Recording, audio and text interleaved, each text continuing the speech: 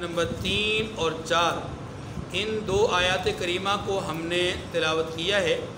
ان آیات کریمہ میں اللہ تبارک و تعالی نے پہلی بات جو ارشاد فرمائی ہے وہ ہے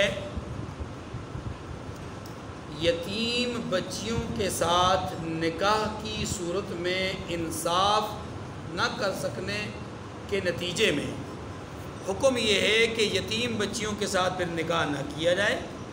جو زیر کفالت یتیم بچیاں ہیں ان کے ساتھ نکاح نہ کیا جائے، بلکہ ان کے مقابلے میں آزاد اور عام بچیوں کے ساتھ، عام عورتوں کے ساتھ جو ہے وہ نکاح کر لیا جائے، خواہ ان کی تعداد 2 ہو، 3 ہو، 4 ہو، لیکن ان یتیم بچیوں کے ساتھ نکاح نہ کیا جائے۔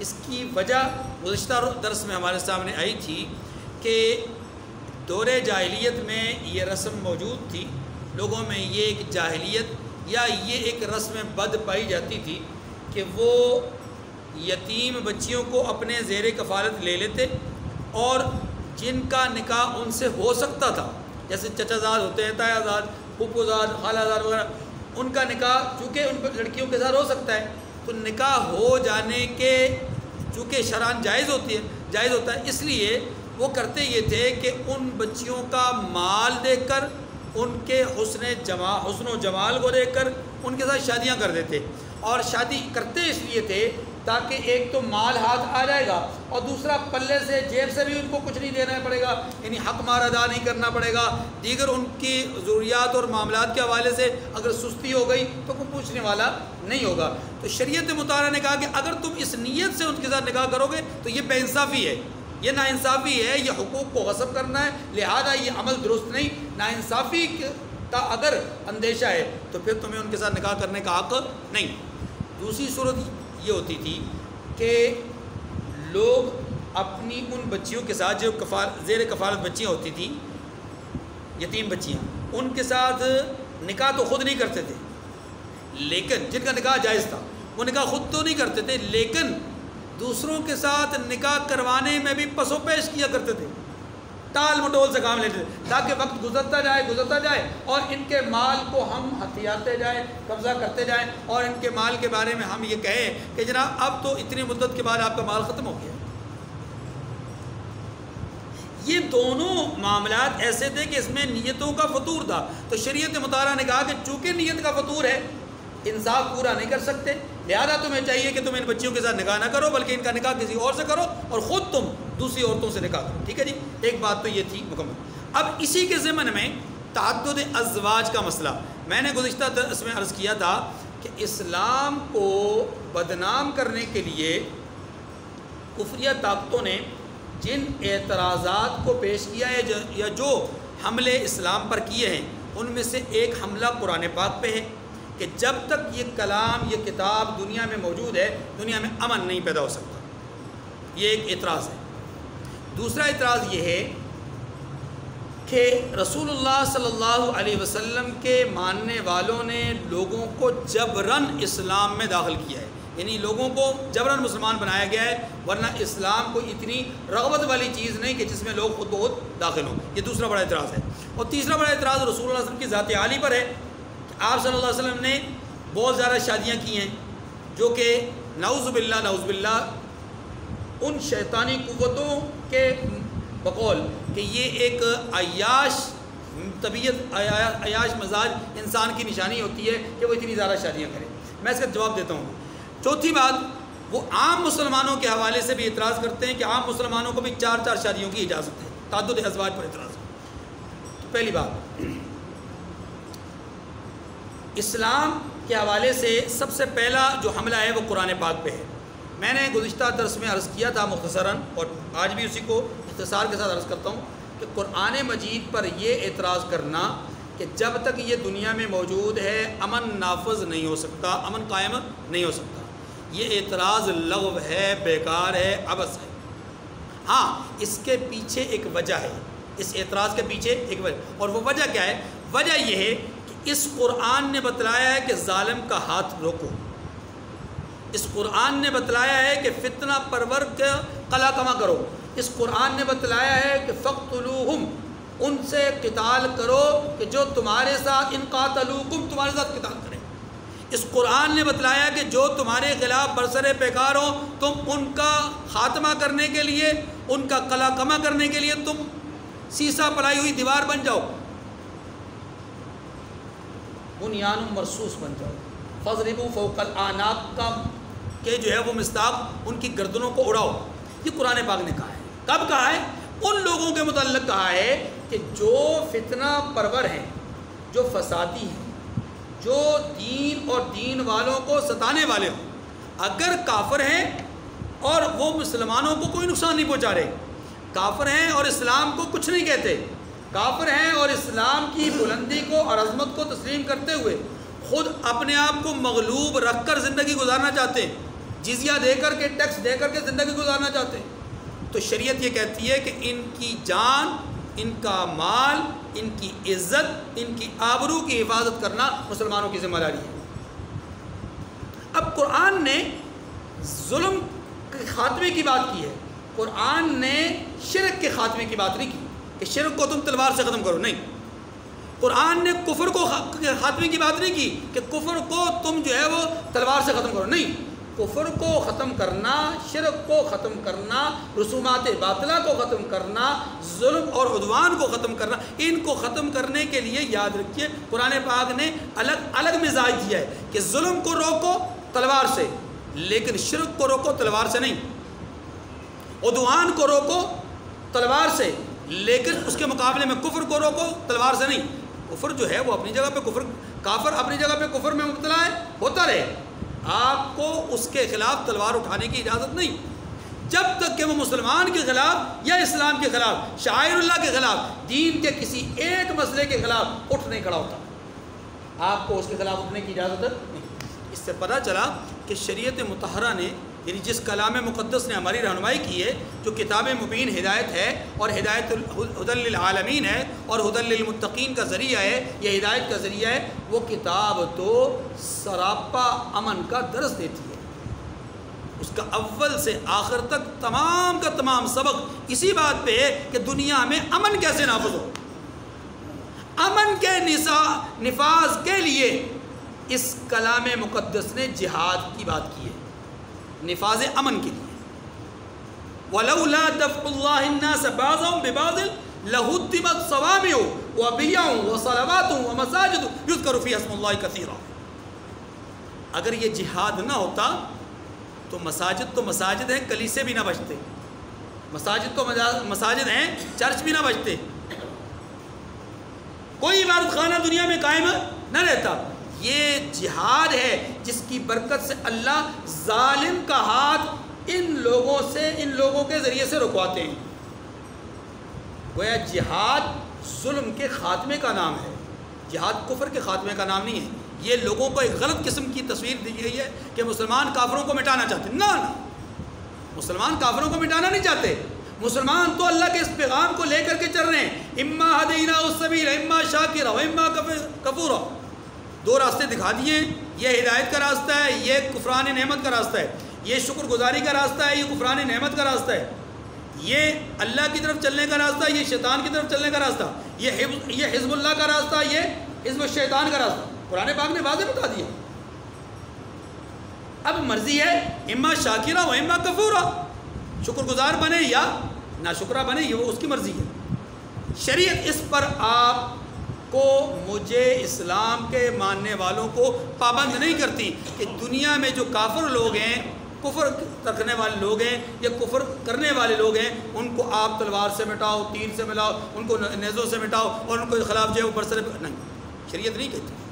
ہاں شریعت یہ کہتی ہے کہ جہاں پر کوئی ظلم کرے تو ظالم کا ہاتھ روکو، ہاتھ سے روکو، نہ روک سکو زبان سے روکو، نہ روک سکو تو دل سے برا جانو کم سے کم، وذالک اضعف الایمان، یہ ایمان کا سب سے کمزور ترین درجہ ہے۔ لیکن کفریہ طاقتوں کو کلام اللہ اسی لیے پسند نہیں کہ وہ ان کے ظلم کی راہ میں رکاوٹ ہے۔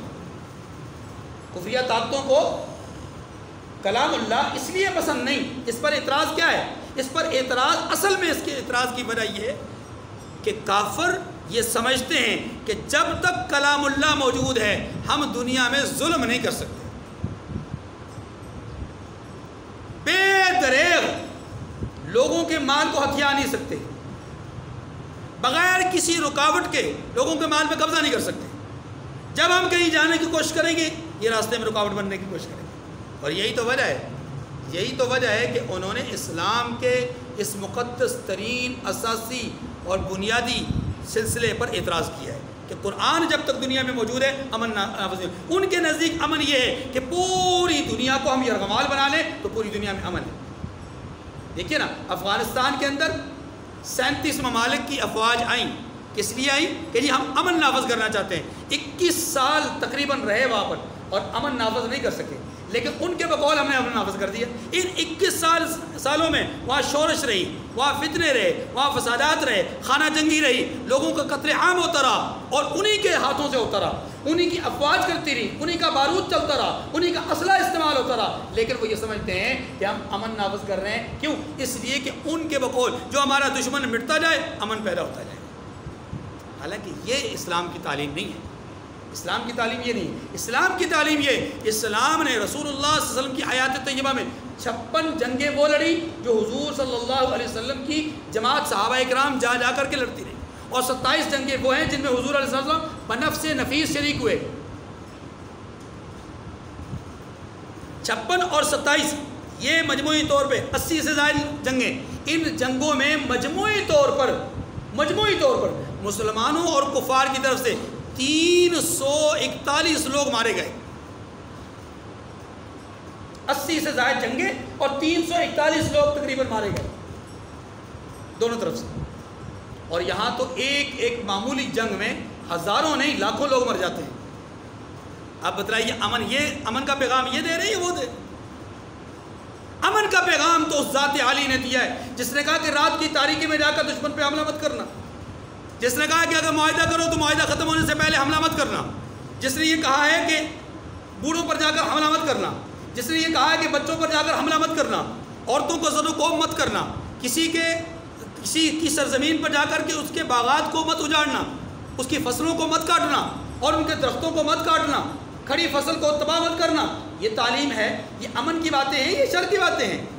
اور دوسری طرف آپ ڈیزی کٹر استعمال کر رہے ہیں، آپ ایٹم بم استعمال کر رہے ہیں، آپ طرح طرح کے جو ہے وہ بم استعمال کر رہے ہیں، اور ان کے ذریعے سے یعنی جو فصلیں ہیں وہ تو تباہ ہو ہی رہی ہیں، جو پھل ہیں وہ تو تباہ ہو ہی رہے ہیں، درختوں کی کاشت اور درختوں کی پود تو ختم ہو ہی رہی، اس کے ساتھ ساتھ انسانوں کی نسلیں مٹ رہی ہیں۔ ناگاساکی پر، ہیروشیما پر جب آپ نے بم بلاسٹ کیا، مطلب ایٹم پھینکا آپ نے، آج تک وہاں کی نسلیں اس بم کے اثرات سے متاثر ہیں، اور ان کی نسلیں ہمیشہ اسی سے متاثر رہیں گی۔ ان کے جسمانی خد و خال اور ان کی جو جسمانی صحت ہے، اعضائے جسمانیہ ہیں، وہ انتہائی متاثر ہے، اور یہ نسل در نسل چلتے رہیں گے۔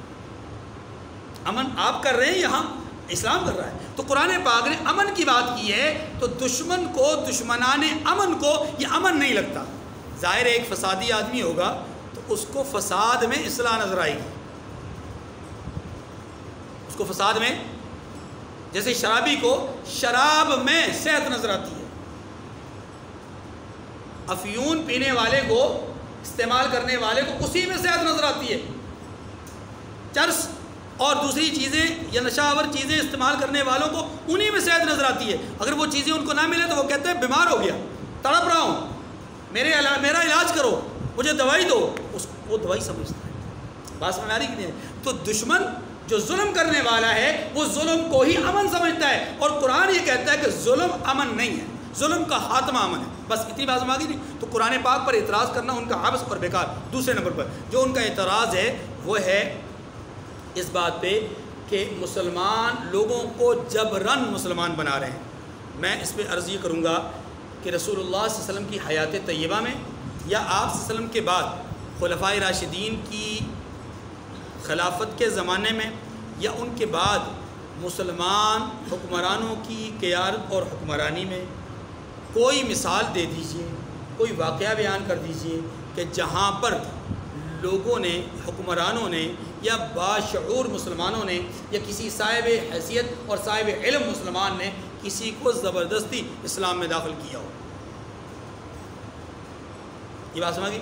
اگر کسی کو زبردستی اسلام میں داخل کیا جاتا تو پھر وہ شخص جس نے حضرت عمر ابن خطاب رضی اللہ تعالیٰ عنہ کو زہر آلود خنجر مارا تھا، جس کو ابو لؤلؤ فیروز مجوسی لعنتی ملعون کہا جاتا ہے، اور جس کو کچھ لوگ اپنا بزرگ بابا سمجھتے ہیں، اس لعنتی کو حضرت عمر رضی اللہ تعالیٰ عنہ اس وقت گرفتار کر کے زبردستی مسلمان بنا رہے تھے کہ جب اس نے حضرت عمر رضی اللہ تعالیٰ عنہ کو بہت عرصہ پہلے دھمکی دی تھی، بہت عرصہ پہلے قتل کی دھمکی دی تھی کہ میں چکی کے پاڑ میں مطلب پسیج دوں گا، یوں اس نے ایک قسم کی دھمکی دی، اور اس دھمکی کے نتیجے میں صحابہ کرام نے عرض بھی کی کہ امیر المومنین آپ اسے گرفتار کیجئے، یہ آپ کو دھمکی دے گیا قتل کی۔ حضرت امیر المومنین نے کیا جواب دیا تھا؟ فرمایا دیکھو اس نے مجھے قتل تو نہیں کیا نا، اس نے حملہ تو نہیں کیا، اس نے اقدام قتل تو نہیں کیا، ایک بات ہی کی ہے، اور وہ بات اس کی غلط بھی ہو سکتی ہے۔ یعنی گویا کہ اگر امیر المومنین جیسا فہم و فراست والا کوئی تھا اس وقت، وہ بھی تو سمجھتے رہے کہ یہ دھمکی ہے، لیکن آپ نے رفع دفع کیا۔ اگر زبردستی مسلمان بنانا ہوتا تو آپ اسے مسلمان بنا دیتے۔ رسول اللہ صلی اللہ علیہ وسلم کی حیات طیبہ میں اگر زبردستی مسلمان بنایا جاتا تو سراقہ ابن مالک کو مسلمان بنایا جاتا، جو قتل کرنے کے در پہ ہوئے اور پیچھے آئے اور ان کا گھوڑا دھس گیا۔ رسول اللہ صلی اللہ علیہ وسلم سے اس نے دعا کے لیے کہا کہ اے اللہ کے رسول، یا اے محمد آپ دعا کیجئے میں اس مصیبت سے بچ جاؤں۔ اللہ کے رسول نے فرمایا اچھا اگر میں دعا کروں مصیبت سے بچ جاؤ ایمان لے آؤ گے؟ اس نے کیا جواب دیا؟ ایمان نہیں لاؤں گا، مصیبت میں پھنسا ہوا ہے، لیکن من کا سچا ہے، اس نے کہا ایمان نہیں لاؤں گا۔ اللہ کے رسول نے فرمایا اچھا اب مجھ سے ایک بات کا وعدہ کرو، پھر اگر ایمان نہیں لاتے تو میرے خلاف کسی جنگ میں کسی لڑائی میں شریک نہیں ہوگے۔ اس کا اس بات کا وعدہ کرتا ہوں کہ آپ کے خلاف کسی جنگ میں شریک نہیں ہوں گا۔ اللہ کے رسول نے دعا کی، اس کا گھوڑا باہر نکل آیا۔ جب وہ جانے لگا تو اللہ کے رسول نے فرمایا سراقہ بات سنو، ایک بات میری سنتے جاؤ۔ اس وقت کا کیا عالم ہوگا کہ جب کسریٰ کے محلات سے آئے ہوئے سونے کے 2 کنگن آپ کے ہاتھ میں پہنائے جائیں گے۔ سراقہ ابن مالک مسکرایا، چل دیا۔ اس نے کہا کسریٰ کے محلات یعنی ایران کے محلات اور محلات سے آنے والا سونا، اور وہ سونا بھی مجھ جیسے ایک بدو کو ہاتھ میں پہنایا جائے، یہ کیسے ممکن ہے؟ محمد کیسی باتیں کرتے ہیں۔ بر چلا گیا۔ 2 سال کے بعد سراقہ ابن مالک مدینہ منورہ آ گیا، مسلمان ہو گیا۔ اب اللہ کے رسول صلی اللہ علیہ وسلم نے اگر چاہنا ہوتا، اگر اللہ کے رسول چاہتے، اس وقت زبردستی مسلمان کرتے نا، دھمکی دیتے کہ نہیں میں تیرے لیے دعا نہیں کروں گا جب تک تو کلمہ نہ پڑھ لے، کلمہ پڑھے گا دعا کروں گا، ورنہ تو اسی حالت میں مر جا۔ زبردستی اسلام تو اس کو کہتے ہیں۔ اس نے نہ کر دی، اس نے انکار کر دیا کہ میں ایمان نہیں لاؤں گا۔ اللہ کے رسول نے فرمایا اچھا یہ دوسرا وعدہ کرو، وعدہ کیا، اللہ کے رسول نے دعا فرمائی، باہر آ گیا۔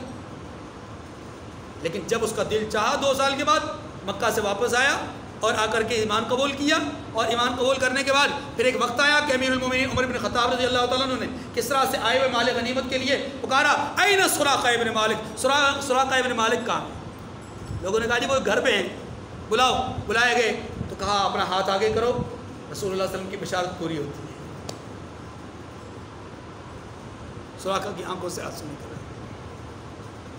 بات سمجھ آ گئی کہ نہیں؟ زبردستی مسلمان کرنا نہ حضور کے زمانے میں ہوا، نہ خلفائے راشدین کے زمانے میں ہوا، نہ بعد کے کسی دور میں ہوا۔ اگر زبردستی مسلمان کرنا ہوتا تو کابل سے لے کر برما اور بنگلہ دیش تک یہ پورے خطے پر 800 سال تک مسلمانوں کی حکومت رہی ہے۔ پھر اس سرزمین پر کوئی ہندو نہ باقی بچتا، پھر یہاں پر کوئی بدھ مت نہ ہوتا، پھر یہاں پر کوئی اپنا سکھ نہ ہوتا، کوئی عیسائی باقی نہ ہوتا۔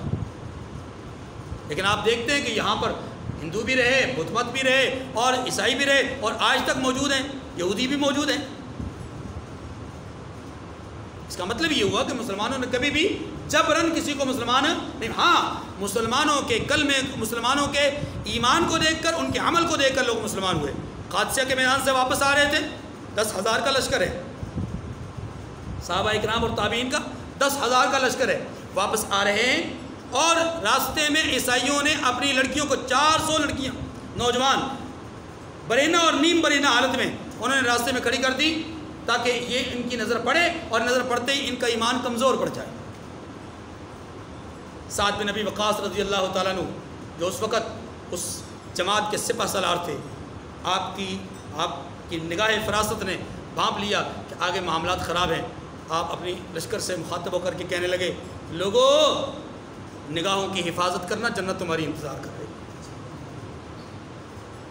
نگاہوں کی حفاظت کرنا جنت، اور یاد رکھو اگر تمہاری نگاہیں میلی ہو گئی تو جنت کی نعمت سے محروم ہو جاؤ گے، حور و غلمان سے محروم ہو جاؤ گے۔ تمام لوگوں نے اپنی نگاہوں کو پست کیا، یوں وہ کھڑی تھی اور کھڑی کی کھڑی رہ گئی، اور انہوں نے اپنا ایمان بچا لیا۔ یہ جب گزر کے چلے گئے تو پیچھے سے انہوں نے کہا کہ اے اللہ کے بندو، اے اللہ کے بندو، کس مٹی سے بنے ہوئے ہو، ویرانہ ہے، صحرا ہیں، اور ہم یہاں کھڑے ہیں، اور تم تعداد میں زیادہ، ہم تعداد میں تھوڑے، ہم مقابلے کے لیے کچھ نہیں کر سکتے، پھر بھی تم نے ہمیں دیکھا تک نہیں، دیکھنا گوارا تک نہیں کیا۔ انہوں نے پلٹے بغیر، پیچھے دیکھے بغیر جواب دیا، تمہاری حیثیت اور اوقات ہی کیا ہے، ہمارے لیے تو اللہ نے حور و غلمان رکھی ہے۔ کہاں اتنا مقدس، اتنا مضبوط ایمان، پھر یہ برے لوگ نہیں ہو سکتے۔ آج جس راستے پہ تم ہو اس راستے پہ چلنے کے لیے ہمیں بھی جو ہے وہ اپنے ساتھ لے چلو۔ تب صحابہ کرام نے انہیں کلمہ پڑھایا، مسلمان ہوئی، اور آپ نے مسلمان اپنا راستہ چلا۔ تو مسلمانوں نے کبھی بھی کسی کو جبراً اسلام میں داخل نہیں کیا۔ دوسرا اعتراض کرو۔ تیسری بات، رسول اللہ صلی اللہ علیہ وسلم کی حیات طیبہ پر اعتراض ہے کہ آپ نے زیادہ شادیاں کی ہیں، نعوذ باللہ آپ عیاش مزاج تھے۔ پہلی بات یہ سمجھ لیجئے، یہ اعتراض کرنے والا اتنا بے وقوف انسان ہے، اس نے حضور کی ہسٹری اور تاریخ اور سیرت اور کردار کو پڑھا ہی نہیں۔ یہ بیوقوف اگر ایک لمحے کے لیے بھی حضور کی سیرت اور کردار کو پڑھتا کبھی یہ اعتراض نہ کرتا۔ جس عظیم المرتبت انسان نے 25 سال کی ابھرتی بڑھتی اور عین عنفوان شباب زندگی میں 25 سال کی عمر میں ایک 3 شادیوں اور نکاح اور بیاہ کے بعد چوتھی شادی کے لیے تیار عورت کے ساتھ نکاح کیا ہو، جس کے 2 خاوند مر گئے اور ایک خاوند نے طلاق دے دی، سیدہ خدیجہ الکبریٰ رضی اللہ عنہ، ایسی عورت کے ساتھ کہ جس کی اپنی عمر 40 سال ہے، جس کی اپنی عمر 40 سال ہے، 3 خاوند 3 بستر وہ دیکھ چکی ہے، اس کے ساتھ یہ 25 سال کے جوان عین عنفوان شباب کہ جب عرب کی تمام عورتیں اس بات کی خواہش رکھتی ہیں کہ ہم محمد صلی اللہ علیہ وسلم کے ساتھ نکاح کریں، ہر خاندان یہ تمنا رکھتا ہے کہ اس جیسا شریف آدمی اس ہمارے پورے عرب میں موجود نہیں، لہذا اس کے ساتھ اپنی بیٹی کا نکاح کیا جائے۔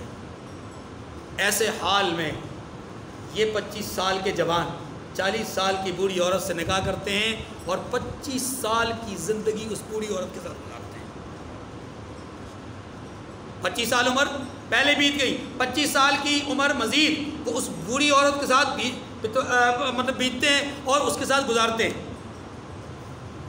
جوانی ڈل گئی، 40 سال کے بعد جوانی ڈل جاتی ہے، آپ کی عمر مبارک 50 سال ہوئی تو تب بھی آپ کی زوجہ مطہرہ ایک حضرت سیدہ خدیجہ الکبریٰ، جب 50ویں سال میں حضرت سیدہ خدیجہ الکبریٰ کا انتقال ہوا تو آپ نے اس کے بعد پہلا نکاح، یعنی ان کے بعد ان کی فوتیدگی کے بعد پہلا نکاح یا مجموعی طور پہ دوسرا نکاح اس وقت کیا کہ جب سیدہ خدیجہ الکبریٰ کا انتقال ہو گیا، اور اس وقت عمر مبارک آپ صلی اللہ علیہ وسلم کی 51 برس تھی۔ 63 برس آپ کی ٹوٹل مجموعی طور پہ عمر تھی، اور ان 63 برسوں میں سے آپ نے 50 سال کی عمر ایک عورت کے ساتھ گزاری۔ اسے آپ عیاشی کہتے ہیں، اسے آپ مزاج کے اعتبار سے عیاشی کہتے ہیں؟ ناہنجار ہے وہ انسان جس نے یہ اعتراض کیا ہے۔ پھر حضور علیہ السلام نے 51 برس کی عمر میں دوسری شادی کی، اور 58 برس کی عمر میں آپ نے 11ویں شادی کی۔ مجموعی طور پہ اگلے 8 سال میں آپ نے 10 شادیاں کی ہیں۔ پہلے 50 سالوں میں جہاں 10 کرنی چاہیے یا جہاں زیادہ کرنی چاہیے، جہاں اپنی شباب کے اعتبار سے عمر کے اعتبار سے زیادہ کرنی چاہیے، وہاں آپ نے ایک ہی شادی کی ہے۔ جہاں اب شادیوں کی گنجائش بظاہر موجود نہیں، اگر ہے بھی ہے تو اکا دکا، وہاں آپ نے مزید 10 شادیاں کی ہیں۔ وجہ کیا ہے؟ وجہ یہ ہے کہ اسلام کے رہبر، اسلام کے بانی، اسلام کے قائد اور اسلام کے تشہیر اور تبلیغ کرنے والے خاتم النبیین صلی اللہ علیہ وسلم کی شادیوں کا مقصد قطعاً خواہشات نفسانیہ کی تکمیل نہیں تھی، بلکہ آپ کی تمام تر شادیوں اور نکاحوں کا مقصد مختلف قبائل کو اپنے ساتھ منسلک کرنا تھا، اور یہی ہوا۔ جس قبیلے کے ساتھ آپ کا رشتہ ازدواج منسلک ہوتا گیا، جہاں سے آپ لڑکی بیاہ کر لاتے رہے، یا جس قبیلے میں آپ لڑکی اپنی دیتے رہے، یا اپنے قریب ترین ساتھیوں کی لڑکیاں وہاں بیاتے رہے، ان قبائل کے لوگ جوک در جوک وَرَأَيْتَ النَّاسَ يَدْخُلُونَ فِي دِينِ اللَّهِ أَفْوَاجًا، فوج در فوج جو ہے وہ اسلام میں داخل ہوتے ہیں۔ مقصد بھی یہی تھا، مقصد بھی یہی وجہ ہے کہ رسول اللہ صلی اللہ علیہ وسلم نے 11 شادیوں میں سے 10 عورتیں وہ ہیں کہ جو یا تو مطلقہ تھی یا بیوہ تھی، اور بیوہ بھی ایسی کہ جن کے ایک نہیں دو خاوند، یعنی دو شادیاں پہلے کر چکی، مطلقہ ایک آدمی سے نہیں بلکہ دو جگہ سے طلاق ہو چکی، یا بعض اوقات ایک جگہ سے بیوہ اور دوسری جگہ سے مطلقہ۔ صرف ایک عورت ایسی ہے، ایک خاتون ایسی ہیں کہ جو کنواری تھی، اور وہ سیدہ عائشہ صدیقہ رضی اللہ تعالیٰ۔ لہذا یہ فضول قسم کا اعتراض اسلام پر کرنا یہ معترضین کی اپنی حماقت کی دلیل ہے کہ انہوں نے سیرت النبی کو پڑھا نہیں۔ چوتھی بات، تعدد ازواج مسلمانوں کے لیے اس پر بھی اعتراض کیا جاتا ہے، تو یاد رکھیے مسلمانوں پر تعدد ازواج کا اعتراض تب ہو، پہلی بات سمجھیے کہ جب اسلام نے یہ کہا ہو کہ ہر مسلمان کو 2 شادیاں کرنا یا 3 شادیاں کرنا یا 4 شادیاں کرنا لازم ہے، ہر مسلمان پر فرض ہے کہ وہ 2، 3 یا 4 شادیاں کرے۔ جب فرض قرار دیا جاتا، لازم قرار دیا جاتا، تو پھر تو اعتراض کرتے۔ اسلام نے کیا کہا؟ اسلام نے کہا ہے کہ تم 2، 3، 4 شادیاں کر سکتے ہو، کرنا نہیں ہے، کر سکتے ہو، لیکن اس شرط کے ساتھ کہ تم انصاف کرو۔ اگر انصاف کرو گے تو شادیاں کرو، ورنہ اگر انصاف نہیں کر سکتے تو پھر فواحدہ، پھر ایک ہی شادی ہے، پھر ٹھیک ہے جی۔ اب تعدد ازواج کے فوائد اور جن معاشروں میں ایک سے زیادہ شادیوں کی گنجائش نہیں، وہاں کے نقصانات۔ پہلا فائدہ تعدد ازواج کا یہ ہے کہ دنیا کے اندر جتنی بے حیائی، جتنی فحاشی، جتنی عریانی اور یہ سب کچھ ہو رہا ہے، اس کی بنیادی وجہ کیا ہے کہ عورتوں کے ذریعے سے جائز طریقے سے عورت کے ذریعے سے مرد کی خواہش جب تکمیل تک نہیں پہنچ رہی، تو پھر مرد اپنی خواہشات کی تکمیل کے لیے دائیں اور بائیں سوچتا ہے۔ جن معاشروں میں دوسرے شادی کی گنجائش نہیں ہے، وہاں پر پھر بوائے فرینڈ، گرل فرینڈ اور فلاں فرینڈ، یہ مختلف قسم کے نام اور رشتے رکھے گئے، اور ان کے نتیجے میں شباشیاں کی جاتی ہیں۔ ان کے نتیجے میں پھر ایسے معاملات ہوتے ہیں کہ پھر کوئی نور مقدم بن جاتی ہے تو کوئی خیر مقدم بن جاتی ہے۔ بات سمجھ گئی نہیں؟ پہلے خود ہی یہ کہتی ہیں کہ اسلام نے ہمیں گھر کے اندر 4 دیواری میں بند کیا ہے، ہم ایسے اسلام کو نہیں مانتی، ہم ایسے اسلام کا احترام نہیں کرتی، ہمیں آزادی چاہیے، ہمیں ہمارے حقوق چاہیے، ہمیں ہماری جو ہے وہ خواہشات انسانی کی تکمیل کے لیے ہمیں جو ہے وہ اجازت چاہیے اور آزادی چاہیے۔ پہلے تو خود ہی نعرے لگاتی تھی، اب جب وہ اس آزادی کے لیے مدر بدر آزادی کے لیے آزاد ہو چکی، تو جن کے لیے آزاد ہوئی تھی پھر انہوں نے ہاتھ بھی کاٹے، کان بھی کاٹے، اعضاء بھی کاٹے، مار کے ان کا جو ہے وہ بیڑا غرق کیا، اور پھر اسی کی برادری کی خواتین اٹھ کر کے کہتی ہیں کہ جناب اس سے زیادتی ہوئی ہے، زیادتی تو میں خود کرواتی ہوں۔ چادر اور 4 دیواری سے جب تم نے باہر نکالا، عزت اور ناموس کو جب تم نے پامال کروایا، جب تم نے حقوق نسواں کے نام پر، دل فریب ناروں کے نام پر تم نے عورت کے تقدس کو، اس کے احترام کو پامال کروایا، اسے اپنے ماں باپ کے سامنے روبرو کھڑے ہونے پہ مجبور کیا۔ جب وہ کھڑی ہو گئی، اب تم کہتے ہو کہ اس کا تقدس اور اس کا احترام جو ہے وہ باقی نہ رہا، تو احترام اور تقدس تو تم نے پامال کیا۔ ہاں، ہم اس بات کی شدید مذمت کرتے ہیں، جو اس کے ساتھ ہوا ہے وہ انتہائی برا ہوا ہے، اور اس کے قاتل کو اور اس کے زیادتی کرنے والے کو حکومت وقت نے گرفتار کیا ہوا ہے، عبرتناک سزا دینی چاہیے۔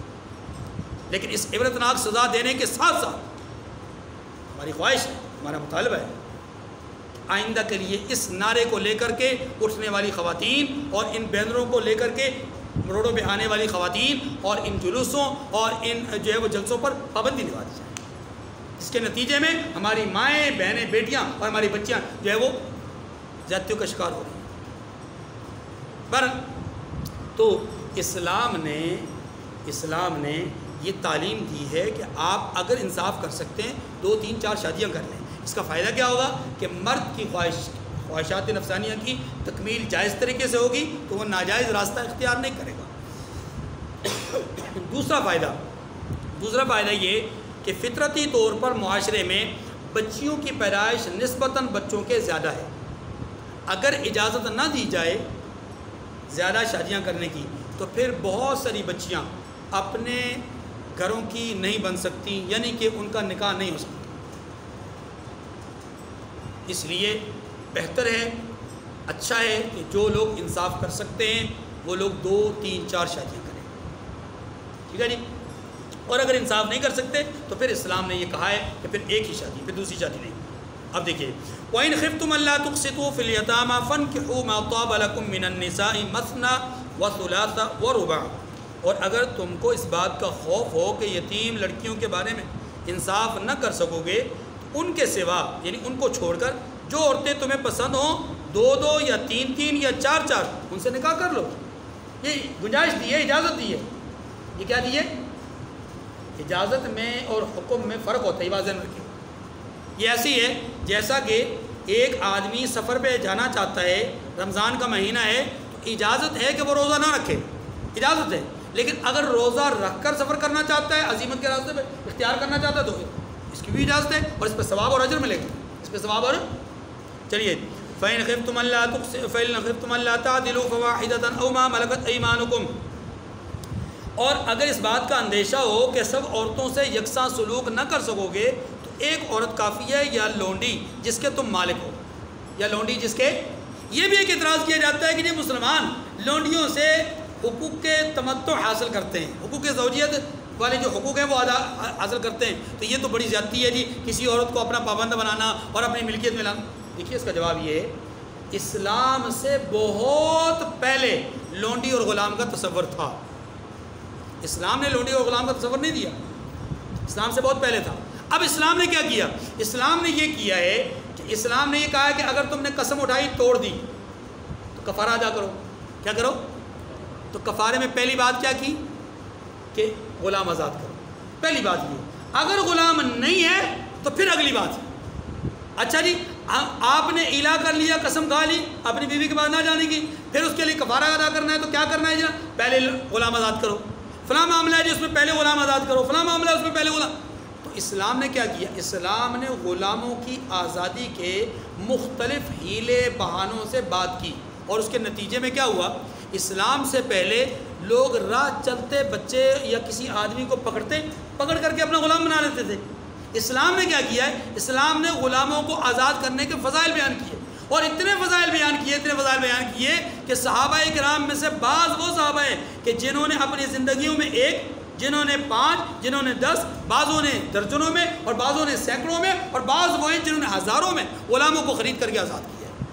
حضرت عبد الرحمن ابن عوف رضی اللہ تعالیٰ عنہ کے بارے میں آتا ہے کہ آپ نے جو ہے وہ کئی غلاموں کو خرید کر کے، جو کہ 500 سے زیادہ تعداد ہے، ان کو خرید کر کے آزاد کیا، اور اس وقت ایک غلام کی معمولی قیمت کم از کم 500 درہم ہے، جو کہ آج کے دور میں لاکھوں روپے بنتا ہے۔ آپ اسلام پر اعتراض کر رہے ہیں، اسلام نے تو غلامی کے تصور کو ختم کیا ہے، لیکن ڈائریکٹ حکم نہیں دیا کہ آج کے بعد غلامی نہیں رہے گی، بلکہ اسلام نے بتدریج آہستہ آہستہ غلامی کو ختم کیا۔ یہی وجہ ہے کہ آج پوری دنیا میں اگر غلامی کا تصور مٹ گیا ہے تو یہ اسلام کی برکت ہے۔ یہ کس کی برکت ہے؟